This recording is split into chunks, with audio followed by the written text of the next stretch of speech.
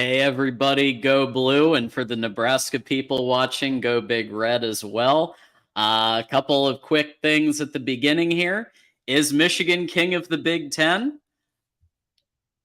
And we'll have our Nebraska preview with John Johnston at Coronation and Rutgers.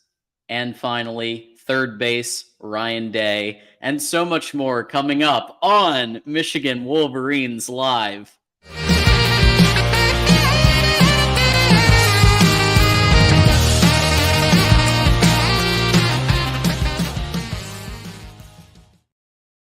And we got our 109th episode of Michigan Wolverines Live. Today is Tuesday, September 26th. That's right, folks. We have our new time, Tuesdays at 8 p.m. Eastern. And it just so happened that we had a double header because we had the Nebraska show at 7 Eastern. So literally back to back. Thank you for those of you who have watched both. And thank you to those on Coronation who are also here watching. We're simulcasting on the Michigan channel, the Nebraska channel, and Coronation. So we do ask that you subscribe to whatever channel you're on right now, and share this with a friend. My name's John Diadamo, and I'm going to be taking you through the next hour, but I don't want to waste any more time. Let's bring on our special guest, and that's John Johnston from Coronation. John, thanks for coming by. My God, such an energetic intro. Dude, are you this happy all the time? Is this what it's like to have a winning football team? I used to know. Yeah, you know, we have a saying, John. Who's got it better than us? Oh my! And then God. we're gonna have the responses hopefully coming soon here. Who's got it better than us? Come on, help me out. We have a little bit of a delay. Oh, are you talking to the commenters? Are you talking to Colorado? Has it better than you? Obviously. Yeah, that's what they definitely have it better. And there we go. Thank you, Mike Fort. Thank you. There we go. Now we're getting it. Now we're getting it. See, this is what I was waiting for, John. Oh my God. This is it. Thank you, Dependent Fanatic. And yes, I have moved this show specifically because Dependent Fanatic has cards on Wednesday, and I've decided, Dependent Fanatic, he's a loyal viewer. Let's move it to Tuesday. No, but thank you for everybody who's watching this. So, of course, John, you're here to give the Nebraska perspective on things. And I think you and I have talked about this before on Big Ten Live and elsewhere, that I think Matt Rule was probably the best hire you could have gotten out of everybody available. Like, you somehow pulled him away from making $40 million sitting in his whatever kayak or hut or whatever he's up to. You got him out when he could have taken a year or two off. To come and coach the Nebraska football team and bring it back up to hopefully some glory days. And so with that said, John, kind of looking at Nebraska as a whole and in this game, walk me through a little bit of kind of what you've seen the first couple of games here. Let me ask before I start, which version of me do you want? Do you want the lying, deceitful Homer? Or do you want the guy that actually is kind of truthful about everything? Well, we try to keep the insight and analysis going here at Voice of College Football, but you can add some homerism to it because we don't mind that either. Okay, I'll have to do that, otherwise I'll just weep. Matt Rule, I think he was a good hire. I mean, before, when we were looking for all these coaches and looking through all the lists, and God knows you have to put every name out there. The other guy I actually wouldn't have minded was Luke Fickell, and he went to Wisconsin. So I guess my preview on Matt Rule was that he looked like an Ewok. That was the only negative thing I could find about him before we hired him. And I think that, well, let's be honest. I mean, Nebraska won the offseason. He was everything that the other guy wasn't. He's done all this stuff. He spent his offseason going out and building relationships with, internal state of Nebraska high school coaches, Texas high school coaches where he had connections. He went out and built a lot of relationships, and he repaired a lot of the ones that were well, quite frankly, damaged by the previous coach. And, I think that will pay off dividends. Nebraska is keeping their own players largely at home, which, there's not a lot of them, but honestly, when they go to other schools and they're, like Carter Nelson, I think was a 4 or 5-star recruit.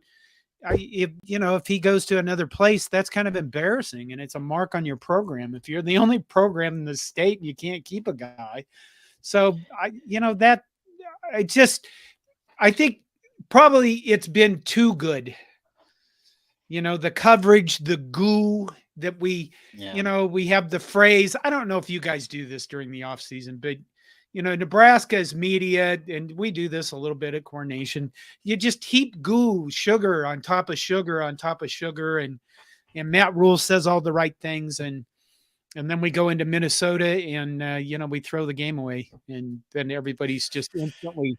We could have hired Deion Sanders, and he's turned it around.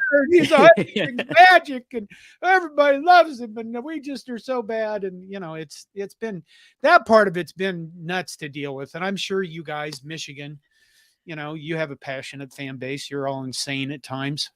Oh, absolutely. Now you have Ohio State under your thumb, and I suppose it's been good lately. Who has it better than you? Yeah, I mean, some would say Georgia, but I'd say Michigan is up there, and obviously Georgia's 1, Michigan's 2. Yeah. But I've actually, so believe it or not, to prepare, I actually watched some film from the last couple of games, Okay. and so I've watched this guy Heinrich Harburg become the #1 rusher on your team. Yeah. And so not only can he quarterback, he can throw. And some of your Nebraska people on the last show they were saying, can he throw that well? Jury's out. But when he runs, he runs. Yeah. And right. he can take you all the way 70+ yards and get touchdowns. So so what's your take on what you've seen from Harburg so far? That part is shocking. See, the key there is he can't just run; he can outrun. And I think the thing that completely shocked me, that he actually had a burst of speed, and he went right past the. I mean, granted, they were Louisiana Tech defensive backs, but still, for a guy you never thought would do that, he was off and gone. And it was nice to see that. Because the honest to God truth is, our offense doesn't really have playmakers, and if he can add anything to it, then we're that further ahead. I think that, the passing stuff, none of us has really sold real heavily on that because, well, to be honest with you, we don't really have playmaker threats at receivers. We have Billy Kemp, who's decent, Marcus Washington, who's decent, but they don't seem to be getting open. They don't seem to be getting separation. We have Tommy Hill that at least once a game comes in to run down the field and get thrown a ball in the air in the hopes that he can catch it and stretch the defense. But, put it this way, Jeff Sims came in for the first 2 games, and when he threw the ball, he threw it to the other team. And that's apparently not, that's not good when you're doing that in football. And, he literally threw the Minnesota game away. And then you could argue that I think Colorado would have probably beat us anyway. Yeah. And I hate to say that. I really do. But, giving them the game and giving them the turnover, we just gave it to them. So, plus we've been beaten, and when you get a guy out there and you kind of like, he might be good. You're like a little, things might be okay. It's really, you don't want to be too loud. Otherwise, it's back to crouch and cover and hide in the closet, stuff like that. Yeah, I will say the Minnesota game didn't surprise me too much, except for, like you said, Sims. Just because of the closeness. Like, I could have seen that game going either way with that, like, defensive performance. Like, I genuinely thought that's probably what was going to happen, but I wasn't sure who was going to come out ahead. But it could have gone either way. But I liked the physicality I saw from Nebraska at times. Like, Rule has absolutely implemented that. And so going into Colorado, I actually, believe it or not, thought Nebraska was going to beat Colorado because I thought Colorado didn't have the line play to contend with a Big Ten team. And I still don't think that they have the line play to contend with the best Big Ten teams. You look at what Oregon just did to them. Right. Their line play was like, it was like this. I mean, compared, but Nebraska, I think you're close. I think you're, looking at what Rule does in every stop of his career, except for the NFL. But in every other stop in his career, he builds programs up. So seeing the physicality already, I heard that in practice they, we don't use the previous coach's name. You and I call him Voldemort. But I usually refer to him as that guy we fired. That guy you fired. But apparently there, the quarterbacks, there wasn't a lot of tackling in practice compared to what Rule is doing. And so that was a needed change in the Big Ten. But I will say, and, I had some people criticize me on the last show, because I did stop by the Nebraska show for a minute, and they were like, well, he doesn't respect our defense. Well, actually, I do. And I have here, so 13 and a half sacks. I think I counted correctly. I was looking at but you have a lot of sacks. Yeah. And the 3-3-5 has given Michigan trouble against a team called TCU, right? So it's not like it would be crazy to see Nebraska get maybe a turnover or something like that. But I'm looking at these players, Isaac Gifford and Omar Brown in particular, although I think that there are quite a few. But what have you seen on the defensive side of the ball that you want maybe somebody who's a Michigan fan to know about? I think the thing is, we heard a lot of the offseason was spent lamenting the fact that our offensive line doesn't have a lot of depth. And it kind of doesn't. And the defensive line would have no depth whatsoever. And to see the fact that our defensive line has actually come out and played very good, that's probably out of any position group, I would say that's the biggest shock. Because, it's not just been that we haven't had a pass rush in freaking years. And all of a sudden we are pressuring people, and we are we are sacking people, and granted, it's just the beginning of the season, and Michigan, I think, is a whole nother level of stuff. But the fact that the defense shocked me. Honestly, I figured Minnesota would score their custom 25 points, and they could barely score at all. So the fact that they're playing as good a defense as they are, they're swarming to the ball on tackles. They're very aggressive when they need to be. The defensive backs are doing a fairly good job in coverage.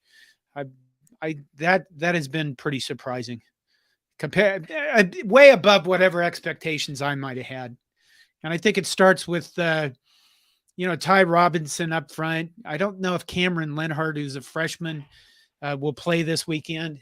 The polar bear, I think his real name is Nash Hutmacher. I call him Nut Masher because I'm terrible with names.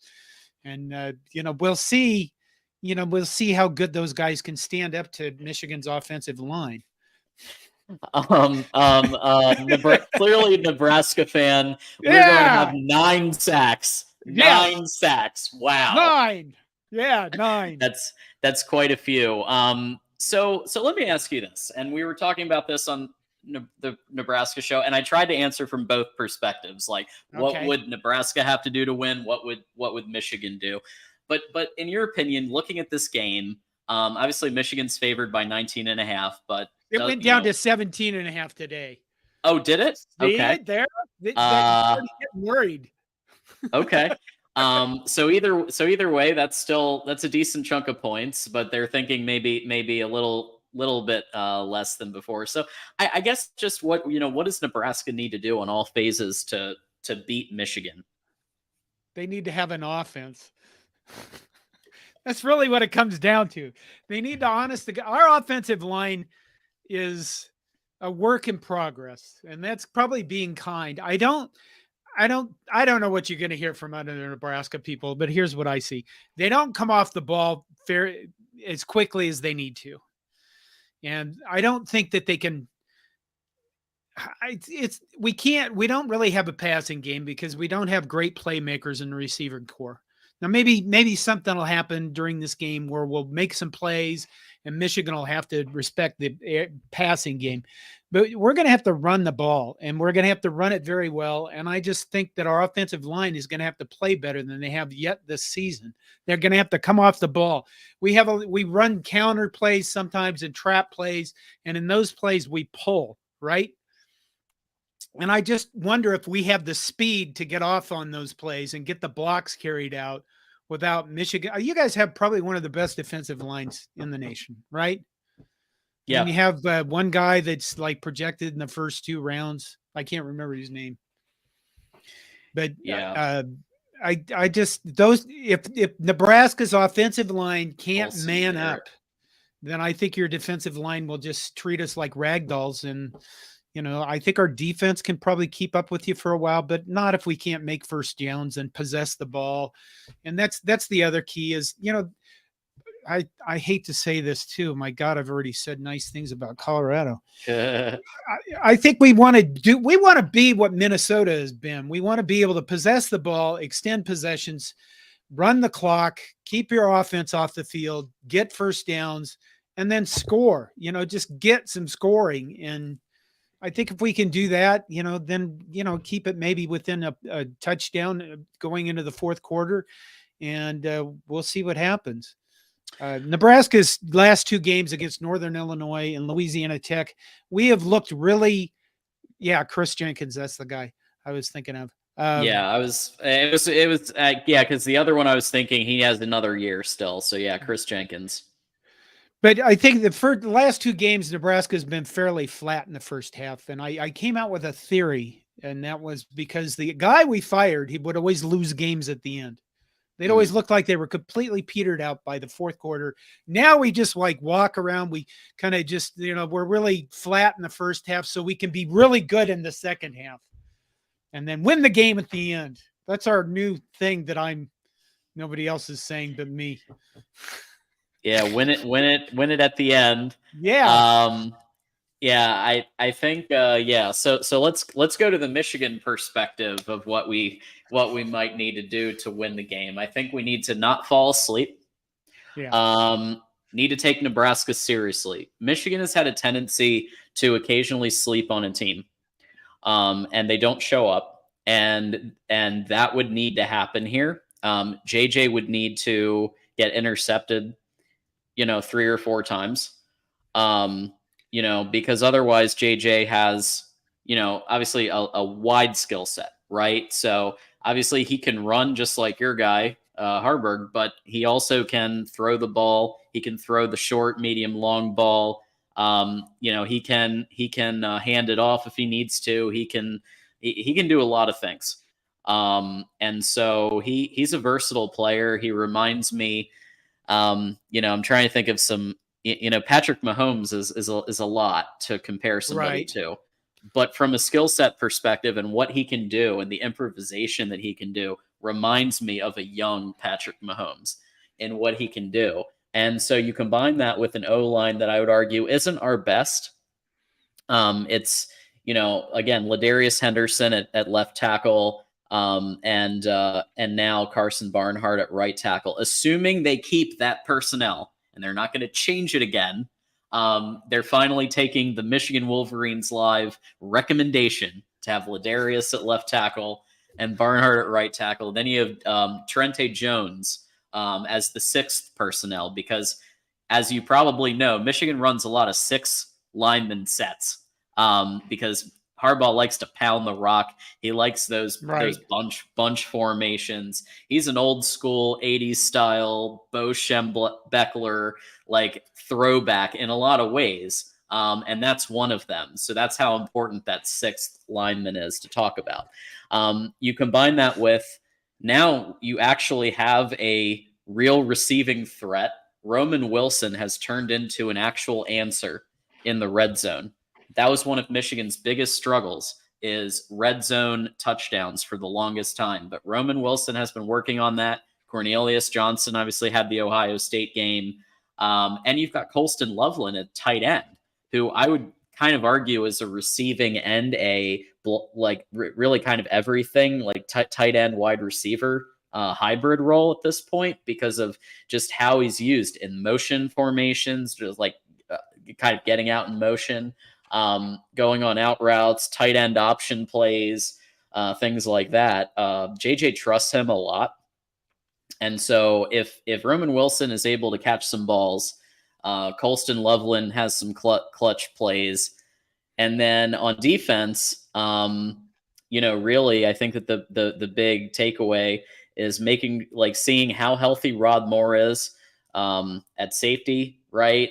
Because I will say Keon Sabb has looked good as his replacement.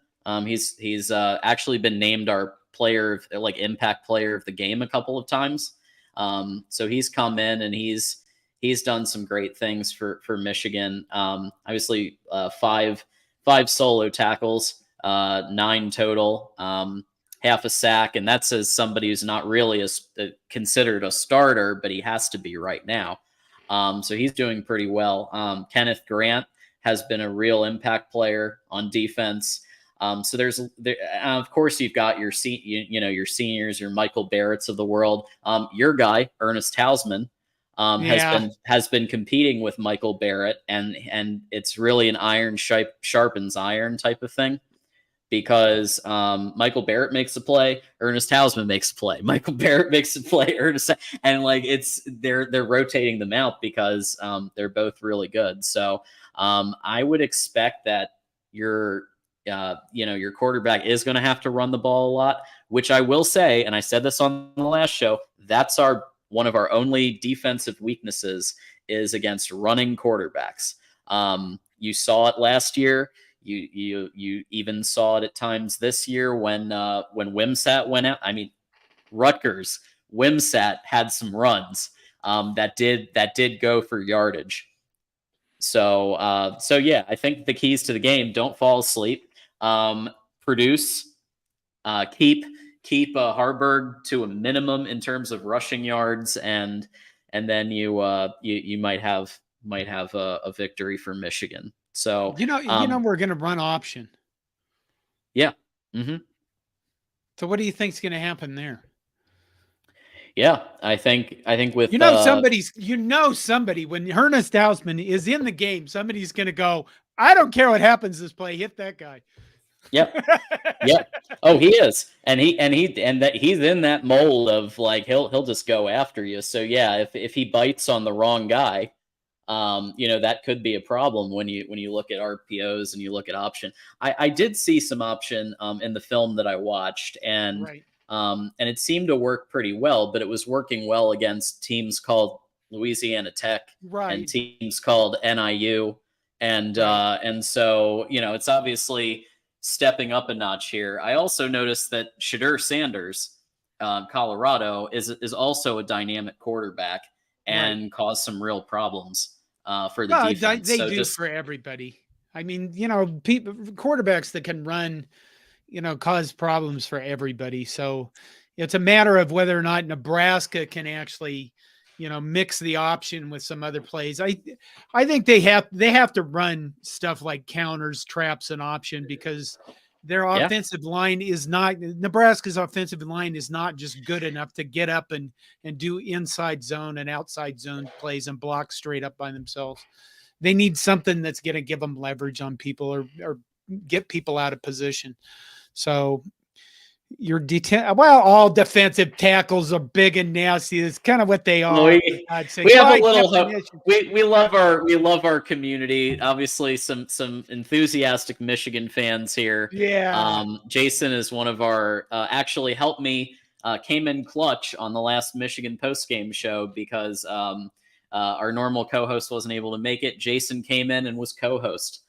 So we appreciate that he was able to do that for us. So yeah, nobody is running up we're not going to run up the middle. My God, we're not insane. We'll probably try it a couple times. You might with the fullback. You might have the fullback go up for a yard or two, and he's the guy that they're going to go, they're running up the middle, and then Harburg's gone around the outside. So Mike actually makes a great point. And Rutgers and Nebraska aren't extremely dissimilar in the fact that I think that the of both teams are stronger than the offense. And the game plan for Rutgers was have these long punishing drives, especially with the fact that the clocks now the games go so Right. fast that if you have these long, like 12 play drives, pound the rock, and yeah, you mix in the pass too, but then the defenses get tired, and then all of a sudden it's the end of the game and it's 31-7, right? So that I Right. think you're spot on, Mike. Rutgers was able to gain a fair amount of yardage. I thought they looked a lot better than I thought they would. I thought you guys would like kill them. They did gain some yardage. They just weren't able to punch it in the end zone, from what I remember about that game. Rutgers did so. Cole, Rutgers, Wimsatt did run for a bit. It wasn't like a tremendous amount, but when he ran, he did get some yardage, and Michigan was struggling at least for a while, and I think it eventually adjusted. But yeah, he does run, and it becomes a challenge, and so I think that Harburg is an even better runner.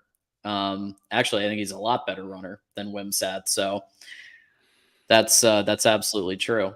And awesome. And so, John, we actually have one of our, somebody who comes by almost every week joining us for Michigan Wolverines Live. So joining us as well from Blue by 90, we got Tanner Wooten in the house. Go Blue, man. Hey, go Blue. Good evening, everyone. That guy has a Detroit Lions hat on. Hey, what the hell is going on? Jason will love that.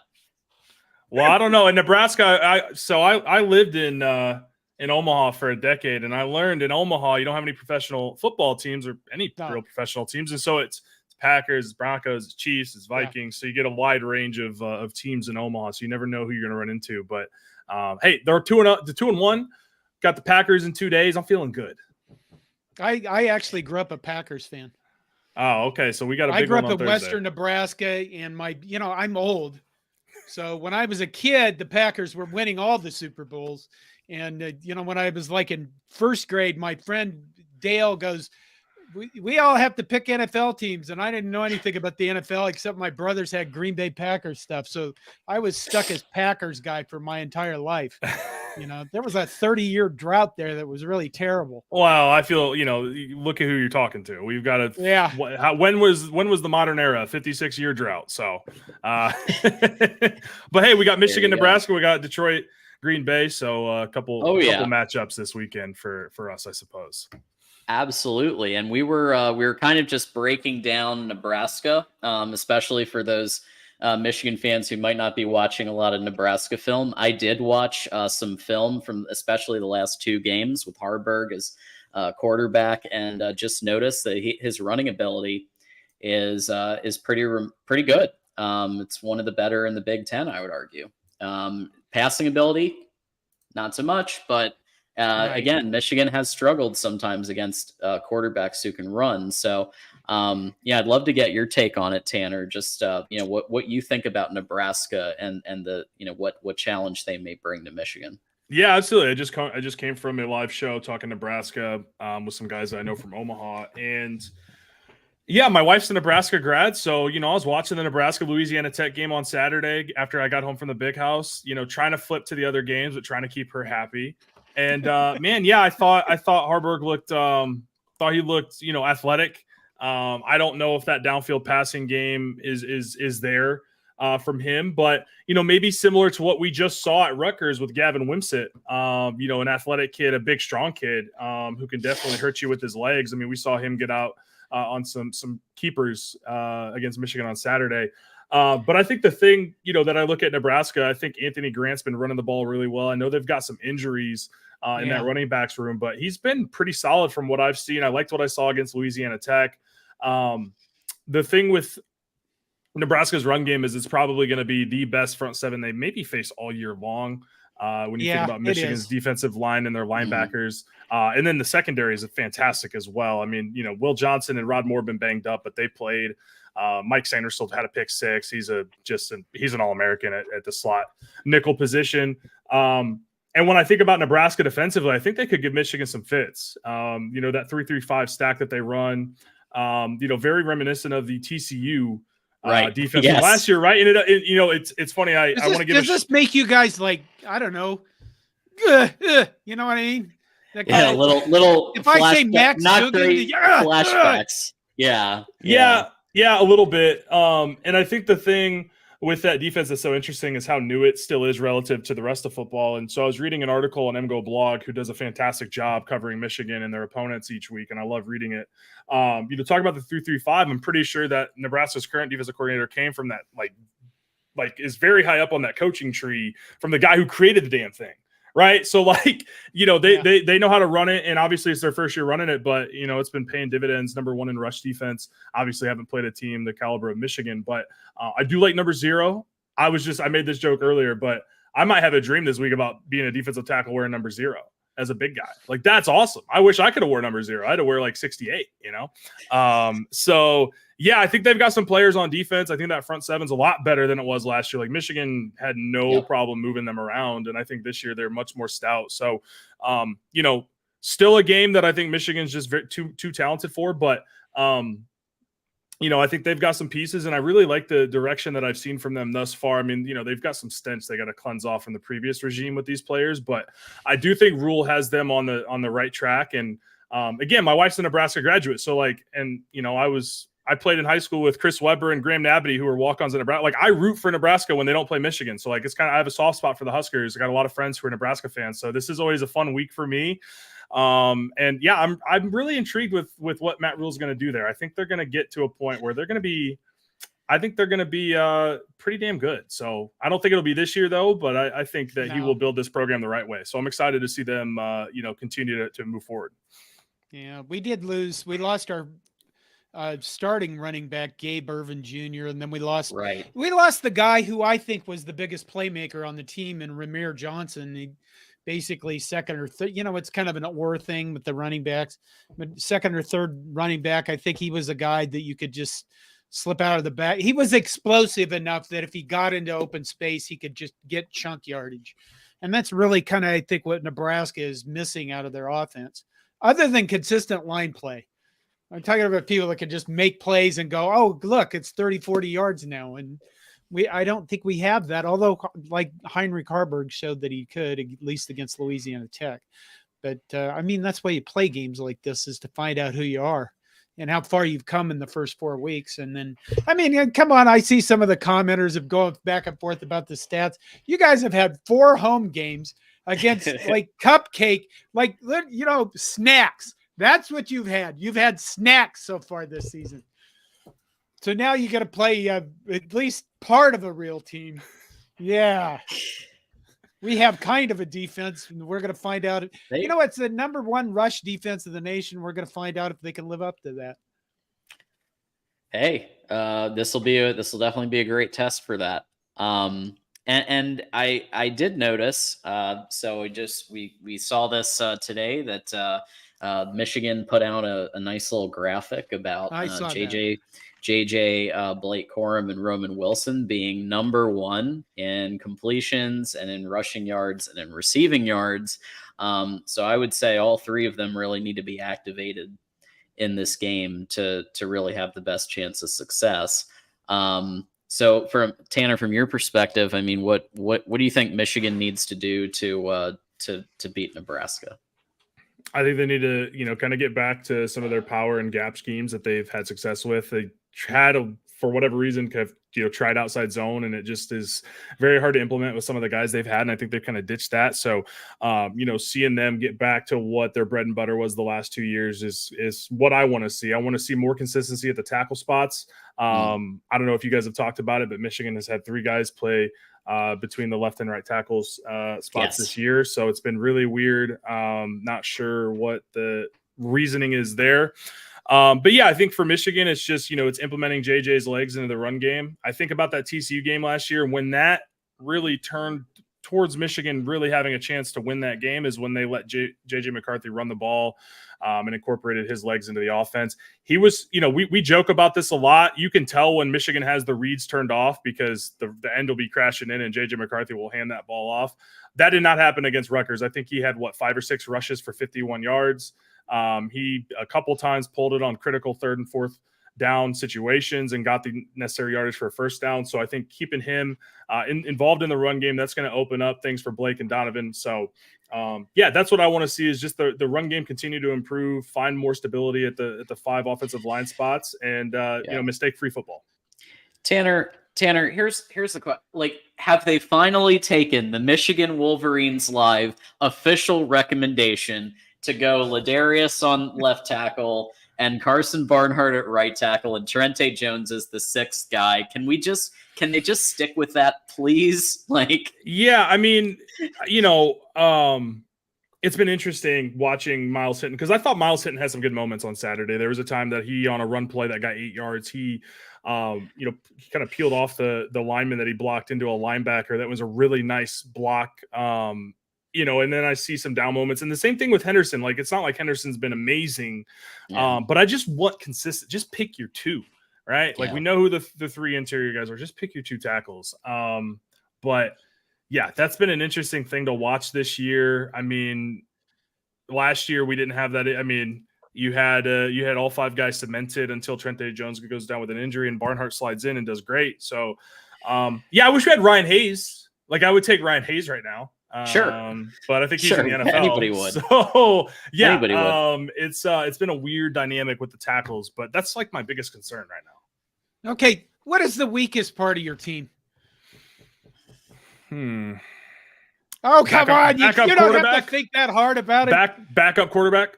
Honestly, if JJ McCarthy gets hurt, we are really. It's not good. CB2. Yeah, the second cornerback, obviously Will Johnson is an All-American level player. Right. We've seen a transfer come in from UMass, Josh Wallace, who's played a lot of football. He's looked okay. There've been times where he's played pretty soft coverage, and I'm assuming that's just the coaches are calling that off coverage. But against Gavin Wimsatt, make him throw the ball. Like, there's no reason to give him to play off on his receivers. Like, make him beat you. So I mean, I think the tackles haven't been great, but I still have faith that, the Sharon Moore is, an awesome offensive line coach. So I guess my one concern is that Sharon Moore being the offensive coordinator and the offensive line coach, maybe it's too much. I don't know. But the offensive line just has not looked as dominant through 4 games as it did last year. But it hasn't looked bad. I mean, Blake Corum is making things look pretty good, and that's what he does. That's what number 2 does. So there could be 9 sacks by Nebraska, is what you're saying. Well, the pass blocking hasn't been awful. They have Miles Hinton in there. I don't know. they've been pretty solid with the pass pro. I mean, and JJ's a guy that is pretty decisive with getting the ball out, and also is. I mean, when he needs to, he's decisive with running the ball, getting out of the pocket, and picking up a first down. He did that against Rutgers. But in those first 3 games, you don't see it because, Jim Harbaugh and his staff are saying, you are not taking hits. And he took a couple in the first few games. And, every time you hold your breath because, again, that backup spot is not solidified by any stretch at the moment. So, but, yeah, I mean, I think, just the offensive line hasn't been as dominant as 2022 or 2021. So, that's the one thing that I'd like to see, improve a little bit. And because I think if it gets to the level that we've seen in the past, this is a really damn good football team that can win a national championship. You think so? Michigan absolutely can win it. Okay. I do. Yeah. I mean, I think every team has its flaws especially in the upper echelon of college football right now. But I think what Michigan has from just, you look at position by position, they're pretty damn loaded, and I think that they've got as good a chance of anybody. They're one of the only teams with a returning starter at quarterback, and he's played, he had a couple blunders against Bowling Green, but has been really, really good. So, you throw in him with Blake Corum and Donovan Edwards, hopefully starting to sort it out a little bit on the run game. He's very explosive as a receiver. I mean, this team, so talented, just so deep. The defensive line is, I don't want to say Georgia level, but it feels that way with, multiple guys who will probably be first round picks at some point. Chris Jenkins, we were talking about. Yeah. Mason Graham, Kenneth Grant. I mean, just good. Elite. This is the best defensive line group I've seen in my time watching Michigan. And I'm a young guy, but I've been watching Michigan since, 2003. And the only one that really comes close is maybe 2006, in my opinion. Like, I think these guys are that good. And that group had Tim Jamison, Alan Branch. A lot of good players. A lot of really good players. This is a team that was 11-0 going to the Ohio State game. So yeah, I do. I think this team is very deep, very loaded. They're on a mission. Everybody knows what the goals are, what the objectives are. So there is a question I want to tackle about the option that that Nebraska runs, and like can Michigan beat the option? And my answer to that is Scott Frost ran an option in 2021, and Michigan was able to do enough. Now, granted, that game was close, right? And I think Martinez might have been a reason why it went the other way. But the option concepts, when I watched them against Northwestern that year, it looked pretty deadly. And if they had the execution, then they probably could have beat Michigan in 2021. But yeah, and it's the same scheme as it was back then. It's the same Ravens. Mike McDonald was the defensive coordinator then in 2021. Now, obviously, with Minner also coming from that same system, learning from Wink Martindale. So yeah, I think the answer is yes. But it isn't always perfect, and especially against a running quarterback that can execute at the level that Harburg can, it might be a challenge. Well, I think it's going to be just flat out interesting to see what Nebraska tries to do on offense. They lined up and played. They ran a lot of I formation plays against Louisiana Tech, and I think if we do that against Michigan, we'll just get destroyed, because we're going to have to spread you guys out. I think if we play football in a phone booth, there's no room there for us to do the trapping and pulling and misdirection stuff that I would like to see us do. So, because our offense, the left side of our offensive line is not, well, it's not good. It's not even, kind of average. It's just not good at all, because, the main tackle, Teddy Prohaska, that we would have over there has been injured a lot, and he's been replaced by Turner Corcoran, and he has not played well. He's played terrible. So, and as long as we run right, we probably will be maybe we'll pick up 3 yards a carry.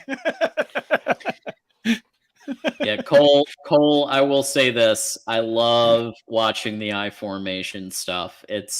It's great. And I also like when Penn State runs the wing T. It's just like that kind of offense is just fun to see trotted out. And a lot of defenses don't practice it all the time anymore. So right. So do you guys? Alabama had some struggles for a minute against when Tennessee tried it. So when you guys, you brought up Iowa, do you guys feel sorry for Cade McNamara at all? No, he made his bed. He can lie in it. That's where I'm at. Because I appreciate Cade. He won, he was the quarterback for a Big Ten championship, first Big Ten championship in a long time. And so I will always be grateful for that. But, the way he left, and he went on a podcast with Jordan Palmer, brother of Carson Palmer, who's his personal quarterback coach. And they talked about JJ McCarthy as, and I quote, the other guy, like he was Voldemort from Harry Potter. Like, just say his name. It's okay. Everybody knows what happened. You lost the job. That's okay. And just, took, I don't know. He was a captain, and I just didn't think that he was there for his team when he got, he gets hurt. I understand he got a rehab and stuff, but, announces his transfer the week of the Big Ten championship game. And, I don't know, just continually has said things. And, he made a comment of like, I'm not used to my defense scoring. And it was like, that's weird, Cade, because in the 2 of the 3 games you played last year, they had a defense or special teams touchdown. Like, just a lot of things. I normally don't get this way. Like Eric All left and went to Iowa. I like Eric All. Good luck to you, buddy. I love Eric All, but just stop bringing up Michigan. You know what I mean? And that's where I'm at. And I don't know. It's just been. He said too many things out the door. Absolutely. Just leave with grace. You would have been a legend around here if you would have just been quiet. Yeah. Unfortunately.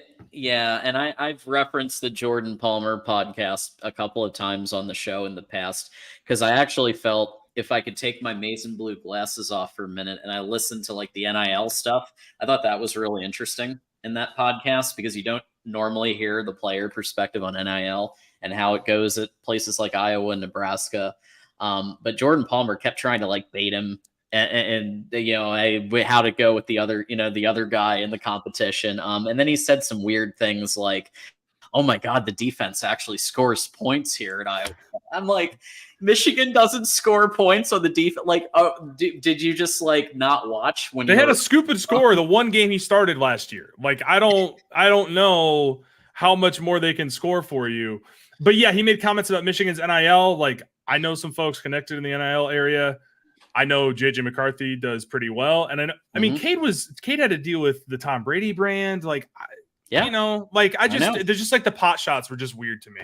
You know, just move on. Let's all move on, and we'll, you know, see you at the reunion in 10 years and appreciate you. But now it's like he puts his foot in his mouth. So I don't know. People are being very nice in the comments. This is what is happening.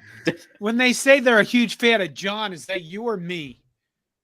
I hope it's. I think that there's been some that have said John as in you, and then there's been some because we're simulcasting on Core Nation right now. Well, that is so. True. Not only do we have Voice of College Football, Michigan, Nebraska, and the Core Nation. So I'm sure it's a mix of both Johns.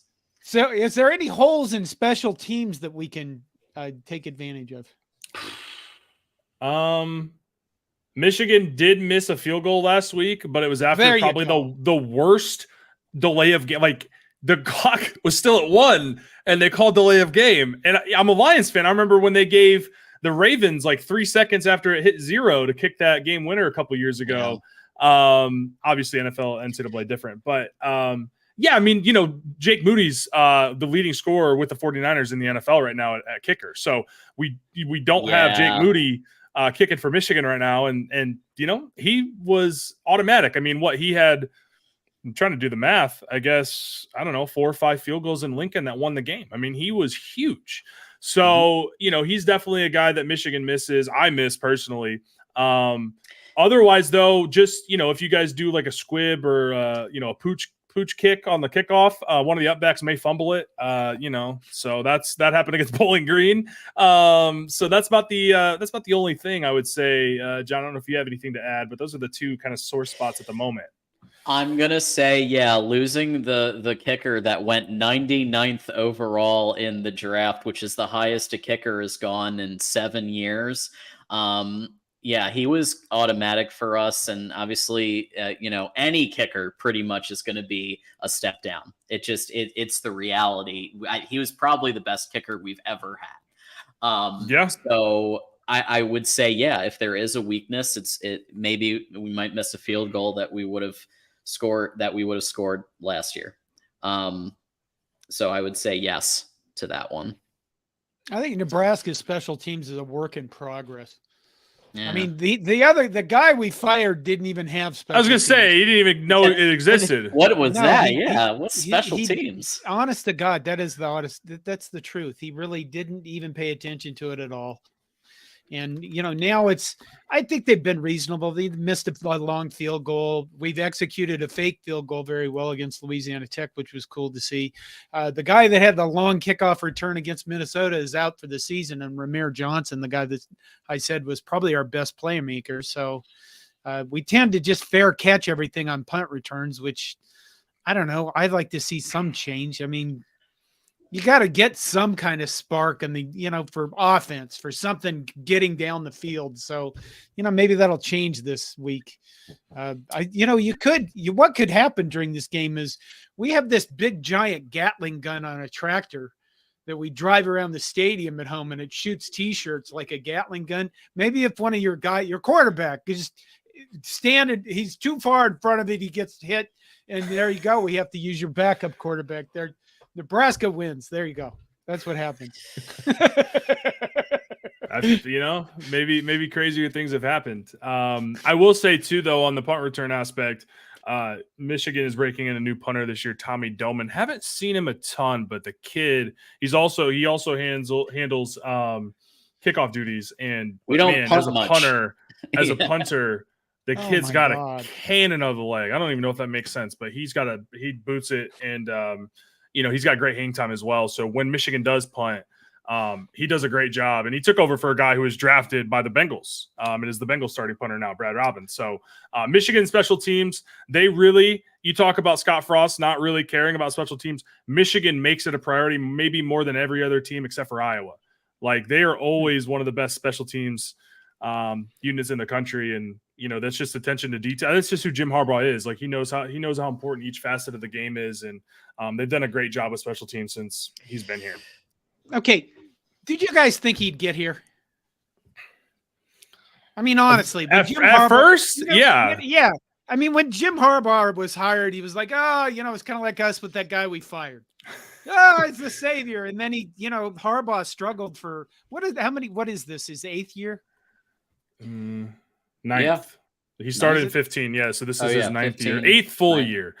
Yeah. Okay. I mean, in struggles, right? I mean, didn't beat Ohio State. I mean, they had a lot of years where they win 10 games, and that 2016 team was really, really good and would have made the playoffs if, they get the stop on Ohio State in overtime. 2016, I said absolutely. I mean, top 5 recruiting classes every year. 2018, same thing that season, and then they go into Columbus, and that was the moment where I was like, oh, this may not happen. But a lot of different things happened. Michigan goes through the COVID year. They just, Jim Harbaugh really revamps his staff. Right. Urban Meyer leaves Ohio. I mean, look, Urban Meyer, whatever you want to say about him, is one of the best coaches of all time in college football. Anytime you got a guy like that leave, you're going to have a downgrade, even if that guy is, 49-6 as a head coach. But I think with Urban Meyer leaving and Ryan Day taking over at Ohio State, I think there's kind of this whirlwind of different changes and things happening in the landscape of college football really helped to Michigan's benefit. Michigan zigged when everyone else zagged with the way that they play offense. Not a lot of teams were really, smash mouth, hard-nosed football teams that wanted to run the ball. And so you've just, it just created a recipe for Michigan to do what I've never experienced. And how down, I mean, what the last, 2+ seasons, they're 32-3 since 2021. Yeah. So, I thought when he got hired, I was like, yes, he's going to do what he did at Stanford. Took a while, but he's basically doing exactly that. I mean, just, we're going to punch you in the mouth, and we're going to run the ball, and we're going to kick your ass, and there's nothing you can do about it. And that's exactly what he's done at Michigan the last couple of years. And it's been amazing as a Michigan fan to watch it unfold. So I am gonna tackle the third base Ryan Day comments in a bit because we are getting some discussion about that. Thank you, how Brian. long are we gonna go, John? Another five or so minutes. Okay. Just you got something else coming up? Because I wanted to ask you guys' opinion on something. Go for it. Okay, this is the last year of college football as we know it. Yeah. And it's the last year of the Big Ten. It's been changes with us showing up and then Rutgers, Maryland. But I mean, come on. We didn't go out and find 4 scruffy crap teams to join us. You know what I mean? I know. This is the last year that this is going to be like anything that it resembles now. Yeah. So what I keep telling people is next year, when you look at the Big Ten next year, an 8-4 record might be the best record you can possibly get. I mean, this whole idea that, I'm with Ohio State and we're going to go 12-0 or something, or I'm Michigan and we're going to go 12. I think those days are gone. Yeah. Like, this is going to be a lot more like NFL football, where you look at a team and you go, well, they're 8-4 and they got into the playoffs, so it's a good year. And I think that's going to be a massive adjustment for all of us that, we judge people. Oh my God, my people are insane. If people say Nebraska, people say Nebraska fans are delusional, it's because we've had to face the guy we fired for years, and you just think they've hit the liquid courage, and they're coming at us now. I guess we have the best beef in the world. That's all I can say. That they do. What do you think 2024? I mean, what do you think college football is going to look like? Oh, geez. The NFL. Yeah. Like like you said. I mean, it sucks. I mean, as a Michigan fan, and I'm sure to a certain extent as a Nebraska fan, you're not going to be left behind. You're one of those blue blood type programs. You're not going to deal with what Washington State fans or Oregon State fans are dealing with. But that sucks. Like that stinks. And you've got a ton of guys that don't know shit about college football that are running the show, and they're TV executives with their MBAs from whatever school that didn't even have a college football program. And they're the ones coming in and making the decisions.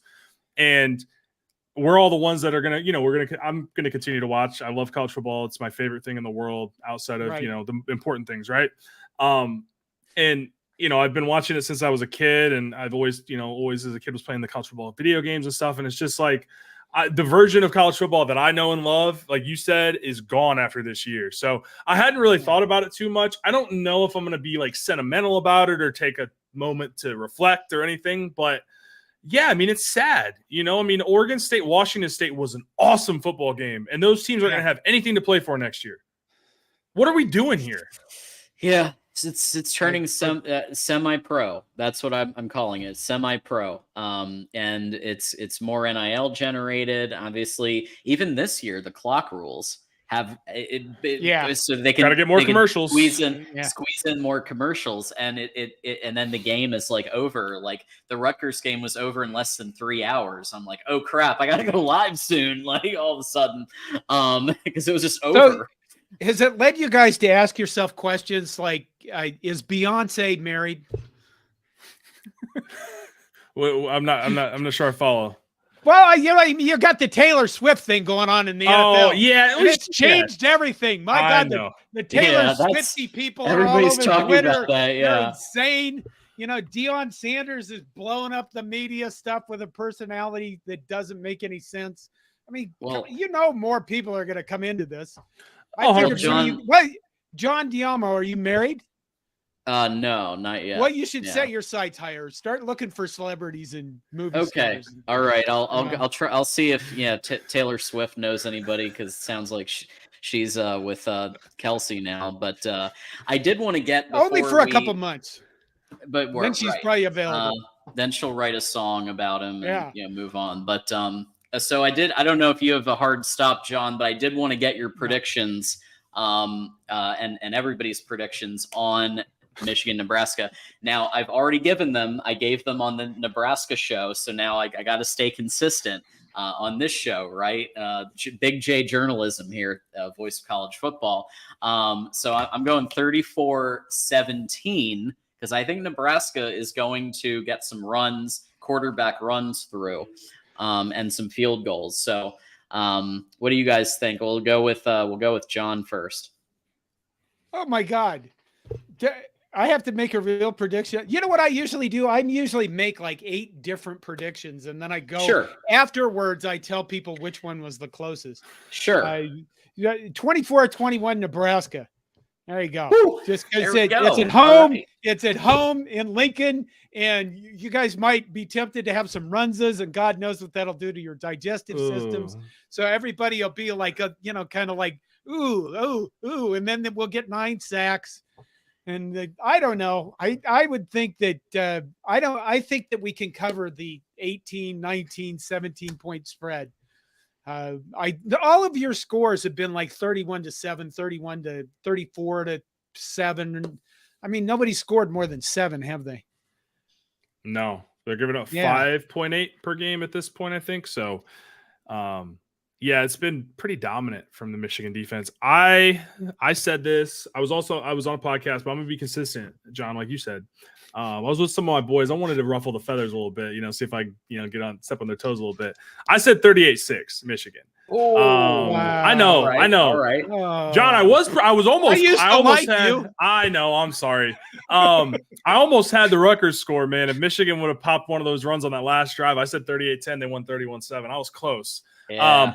I think realistically, I'm thinking more like 34-13. But I said 38-6, so I'm gonna go with it. But I do, that the defensive line in Nebraska does give me some pause. I mean, they're much better than last year, where Michigan could really just run over them with, no real effort. So I do like some of the things I've seen. I do think Grant's playing good football. I think Harbaug's a good. How do you say? Is it Harburg? Oh God, now I'm screwed up. Harburg. Heinrich Harburg. What a name! First of all, is he from Kearney, Grand Island? Where is he from? He's in Kearney Nebraska. Catholic. Yes. Kearney. Okay. Kearney Catholic.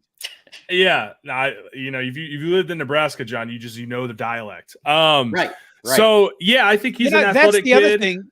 he is from Kearney Catholic, so he has God on your side, in his side more than anybody on your team. That's worth like 10 points Well, at home.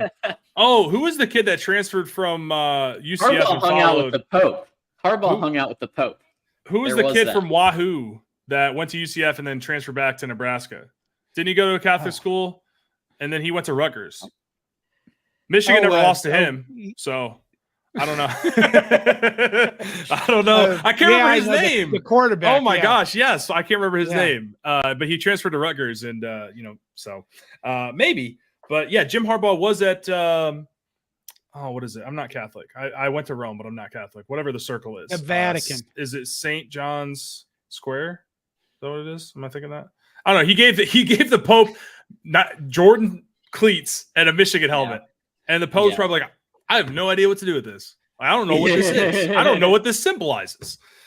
So, but yeah, I think it'll be. I'm coming out to Omaha, hang with some friends, and going to the game on Saturday. So can't wait to get back and see everybody. And we'll be going to Memorial Stadium and having a great time. They hit up my favorite bar, Barry's. Barry's the Husker Bar. This is my favorite bar of all time. Right, it's a rooftop bar.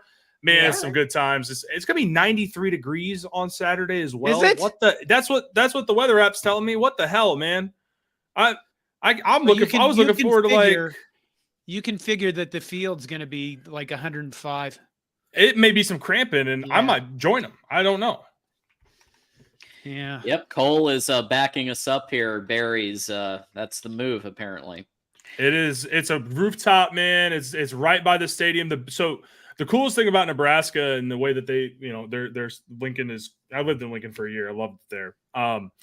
Their stadium is downtown, and all the bars you can walk. Whereas the big house is further away from the campus down on Stadium in Maine. You don't have any bars by the big house. If you're at a bar, you got to walk at least 20 minutes to get to the game. Whereas in Lincoln, you can probably walk 5. So that's the best part about Lincoln and its structure downtown. But yeah, Barry's awesome. I'm going to be getting after it, having some beers, having some fun with the Nebraska fans. Best place to go on the road in the Big Ten, by the way. Any Michigan fans, they're so nice, like just the greatest people. And it's just a hell of an environment. Like it's the loudest environment I've ever been in watching a game. So I can't imagine it'll be any different on Saturday.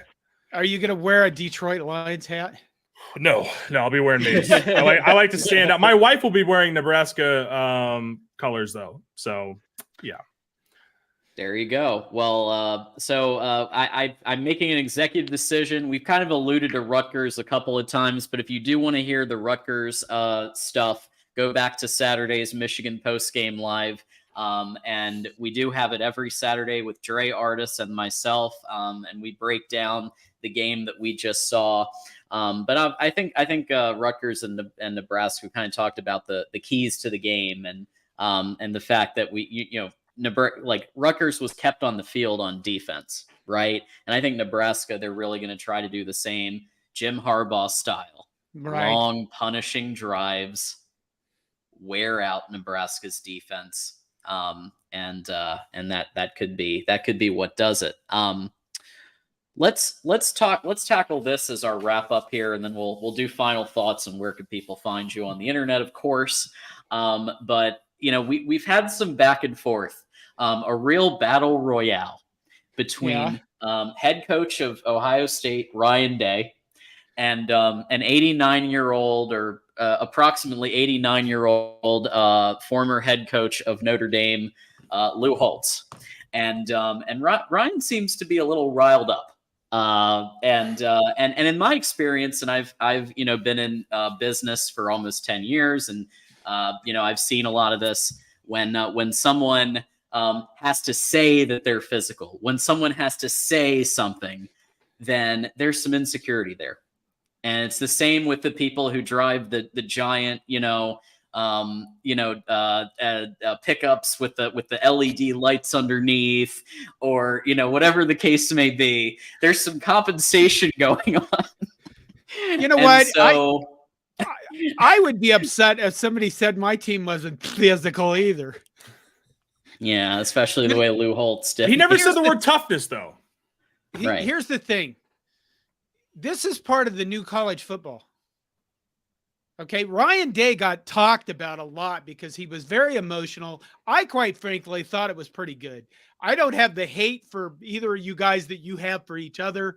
And I thought Ryan Day's thing later was, it was like, holy shit, he's really either he's buck. I mean, Ohio State, they want him to win every single game ever. And I realized that kind of at Right. that point, but it's not enough that he could beat somebody 31-10. He has to beat him 52-10. And I think the pressure there is amazing. But I think we're also seeing that he maybe he's one of these guys that recognize that the blabbering that we're going to be seeing from coaches from now on because of the Sanders, the prime effect. That's the future of college football. That's what we saw. The same thing from, oh, come on. Was it Washington State's coach complaining about Lee Corso? When Lee Corso said when Washington State and Oregon State played, right? Mm. And Lee Corso in College Game Oh, Day yeah. said, I remember getting a notification about that. Yeah. That's the nobody watch it bowl. And Washington State's coach came after that and kind of told Lee Corso so many things. And, I think that's where we're going to have to go, or that's what it looks like, is the personalities are going to start taking over a lot more because that's what they're going to play up. They paid a lot of money for the new contracts. And, is Beyonce single? See that? See what's going to happen to our game? Yeah. That's the future. See, I think my issue is not so much necessarily going after Lou Holtz, because I'm a Michigan guy. I'm not a Lou Holtz guy. I mean, my thing with it is you're so tough and you still struggled to get across the goal line when Notre Dame had 10 guys on the field and you had nobody over the left tackle or guard, right? And it was still I mean, it was relatively close. Like that running back did just walk in, like he had to kind of dive in. My other issue with that statement was he talked about having one bad half the last 2 years. And he said and he reiterated it in the post-game presser. We had one bad half the last 2 years up in Ann Arbor. Mm-hmm. And I said, Ryan, you were in Columbus in 2022. You got outscored 28-3 in the second half. That was the main issue I had. Because hey, talk about Lou Holtz, but just remember, Donovan had something to do with that. Absolutely. Donovan Edwards might have a thing or two to say about only one bad half in 2021, because Donovan Edwards may have broken out for some legendary runs there in 2022. So.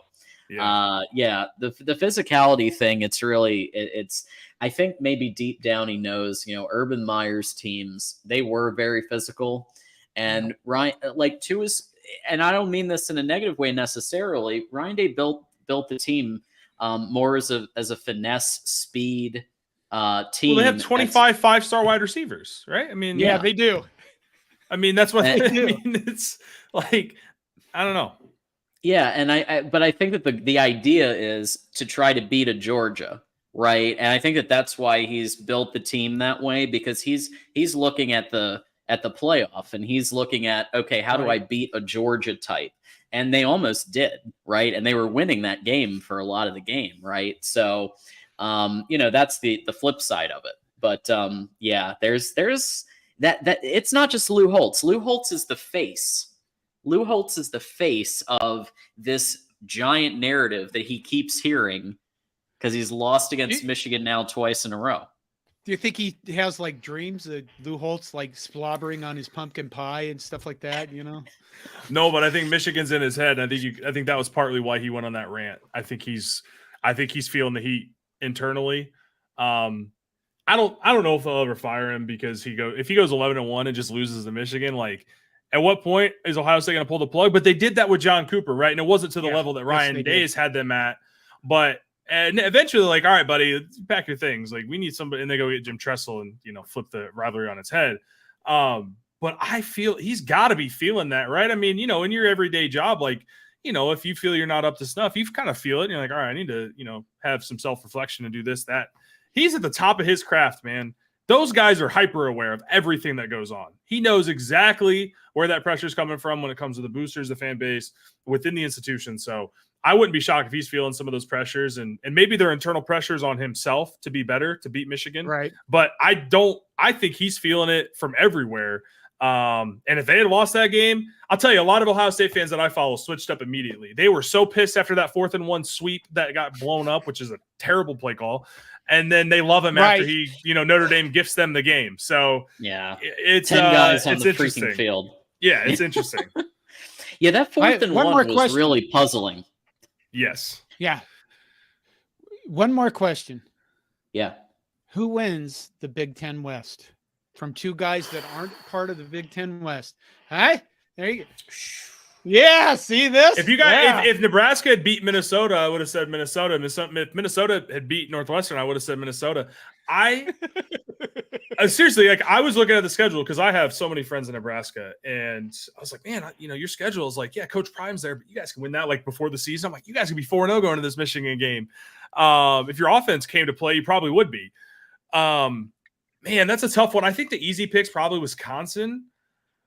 It's going to be a lot of rock fights in the West, man. Like Wisconsin, Iowa, do I want to watch that? Probably not. Iowa's still made with that defense. I'm seeing some Iowas in there. I think Iowa, Wisconsin, but I said this on the other podcast I was on before hopping on. I think Nebraska is going to finish, like I could see them finishing if things go well, 2nd or 3rd in the West. Like I still think it's so wide open, and I like what I've seen, the improvements with Nebraska. So I don't know if they'll win it. If they were 2-0 right now, or 1-0 in the Big Ten right now, depending on the schedules, I'd feel decent about Nebraska. But God, that's a tough question. That's a loaded question, by the way. Yeah. Okay, let me put it in a different way. What team from the West is going to upset Michigan in the Big Ten championship game? Yeah. USC, UCLA already joined. Yeah, I was going to say, right?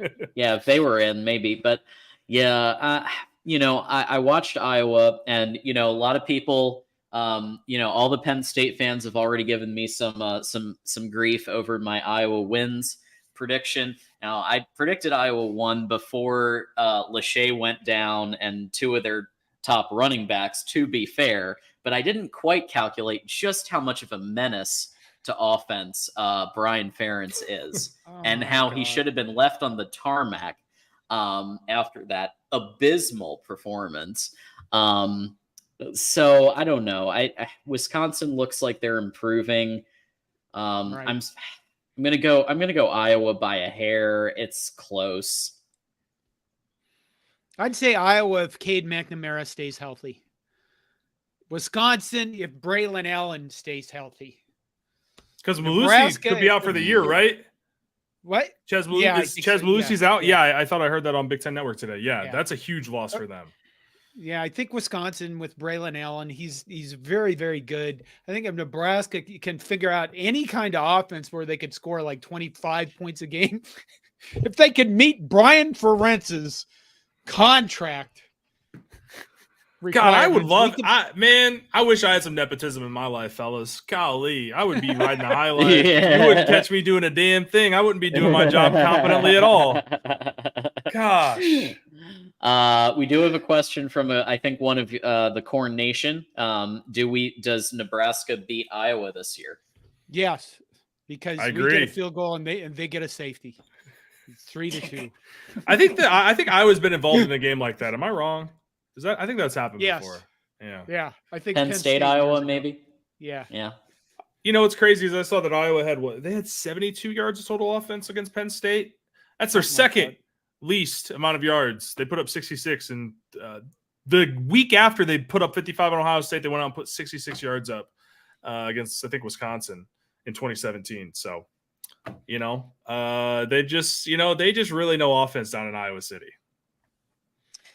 May Kirk stay there many more years. Quick. Yeah, I did promise that I would take calls. And especially, it's mostly because I was not on the Ocho Big Ten Live last night. Had other things I was doing, and I said, if anybody wants to call me out for my Iowa wins, so I'm only going to post it one time because I don't think we're going to go too much longer. But if anybody does want to call in briefly to talk about Michigan, about Nebraska, or about calling me out for my Iowa prediction, I'll take my medicine. That's fine. Penn State was the better team. And I haven't figured this what it part is. of life out. How we're going to take calls on Oh, streaming. it's easy. Somebody's going to Yeah? pop in and we bring him in. Yeah, that's it. Well, need I to want to talk just to you real guys quick. There he is. Well, John, real quick, I just want to address Penn State is better than Iowa, yes, but Penn State also had like 4 yards per play. I'm still not sold on them. They had like 4 yards per play. They had 400 yards and they had the ball, 97 plays. So I just want to throw that out there. I still got to see it from Millar to believe it. Offensively, Iowa was just absolutely. Well, I think my abysmal. JV team from 2010 today could probably put up a better offensive performance. Like my freshman year JV team, like us now, where we are current statures, physicality could probably do better than Iowa offensively. So we do have one caller. So friend of the show, Mike Fort, is in the house. Hey, Mike, go blue. Go blue. Yeah, nice prediction, John. Yeah, I knew you might be the first to line up. Yes. I just didn't quite calculate exactly how. Like I was watching the offense, and I thought that Cade McNamara and Eric All would at least have some influence over. Bringing in some of that 2021 Michigan playbook a little bit, maybe in the base formations of Iowa. And obviously, like, just Brian Ferentz is so bad at his job. It is beyond belief how bad of a job he's done. And Penn State's defense also, to be fair, has been pretty good against teams not named Michigan. Oh, so, yeah. It just kind of boggles my mind that I think I tried to explain to preseason that Iowa's offensive line is going to be terrible, and it's like you don't understand. You're going from a guy that was playing behind a back-to-back more winning offensive line to an offensive line that is terrible. I don't think there's anything wrong with Cade McNamara. Yeah. I don't think there's anything wrong with Eric Hall. Now he had a nasty fumble that he probably could have taken that one back, but right. But I mean, I don't think Cade being subpar is the reason why what it was like 5 of 14 or something like that. No, the line was, and by the way, Corey Bradis said the same thing, and I called into his show and gave my 11-1 Iowa prediction, and that I thought that Iowa might beat Penn State at the game, and that line was Corey Brada pointed that out as the big weakness, and when I looked at it, he was right, and that you bring in like Division II players, and to be fair, they're probably like the best player in their team, but still, it was we all whiff sometimes, and so I was thinking of changing it when I saw the injury report, and I didn't. I was like, you know what, I can't, because people are gonna give me too much shit. So I'll just keep it. And that's the thing. Cade isn't 100%. That there is that. I mean, he didn't really look all that hobbled in the Penn State game, but they're saying he wasn't at 100%. And so I told you, the offensive line is the strict only reason why I said Wisconsin would win the West, because I said Wisconsin go 9-3, Iowa 8-4, and 9-3 included a loss at Washington State. So, whenever they lost Washington State, it's like that's one of the 3 I thought they were going to lose. So everything seems to be coming right. The only game between in the first 8 games, first 4 Iowa, first 4 Wisconsin, I got wrong, because I thought Iowa State was going to beat Iowa because it was in Ames, and I didn't trust Iowa. But I just put the link in our private chat. So if you want to send, if you want to talk to Orson, but we do want to wrap up here in a bit too, and make sure everybody gets a chance to say where they can find you on the internet and all of that good stuff. But Mike, any final thoughts for you? Any thoughts about Nebraska and what you think might happen? I think I had the score as 31-9. I think that there's a chance they can move it on us. Not so much in the air, but I think they have a chance to move it on us, get a couple field goals. But I'm expecting us to cover. Yeah. I think it's going to be tight. I think at 34-17, that would be not like barely not, because apparently it's gone down to 17.5 now is where how Michigan is favored by. So I'm thinking 17 is going to be probably the margin or somewhere around there. All right, Mike. Well, we're going to let you go. Thanks for calling in and holding me accountable, and go Blue, and we'll see you soon. Okay. Go Blue. Y'all have a good one. All right. Later. Yep. 17.5 is the current line from DraftKings. Well, there you go. All right, John. So let's final thought for you, and let people know, for those who aren't watching you right now in Corn Nation, where people can find you. Well, I guess I'm Corn Nation just about everywhere. I mean, I'm Corn Nation on Twitter. Corn Nation. Nobody takes the name Corn Nation because it's the dumbest name for a website or anything that I could think of. I started in 2006, and I started it with the idea that if I named it Corn Nation, I would remember to remind myself constantly to keep a sense of humor about Nebraska football, rather than, like, I don't know, go sitting in my bathroom and screaming and ranting and for hours. Now I only rant for like 8 minutes to 10 minutes at a time into a phone, and then I post it on the internet. But Corn Nation on Twitter, cornnation.com on the website, Corn Nation on YouTube. I don't really do Instagram because I suck at anything on a phone, and I don't do TikTok. Maybe I'll do those at some point, but not yet. There you go. And any final thoughts for us? Well, I guess, this is when I grew up, there were only like 3 games on TV. Yeah. And, when you're 10-year-old kid living in Nebraska and you had the winged helmets, they always stick out to you. So when I graduated from high school, I applied to 3 colleges. I applied at Nebraska, Notre Dame, and Michigan. I knew I had to go to Nebraska because I would have never been able to afford to go to Michigan or Notre Dame. One of the other schools accepted me. I don't remember which. So Michigan is, always been there for me. Saying that, I think this is going to be a good measuring stick for Nebraska to see where we are against one of the best teams in the nation. And, I don't really expect a lot out of Nebraska, but as we know, anything can happen. Appalachian State 2007. But, I don't know. We'll see what happens. I would expect, I would hope that we win by you guys not covering. How's that? Whew.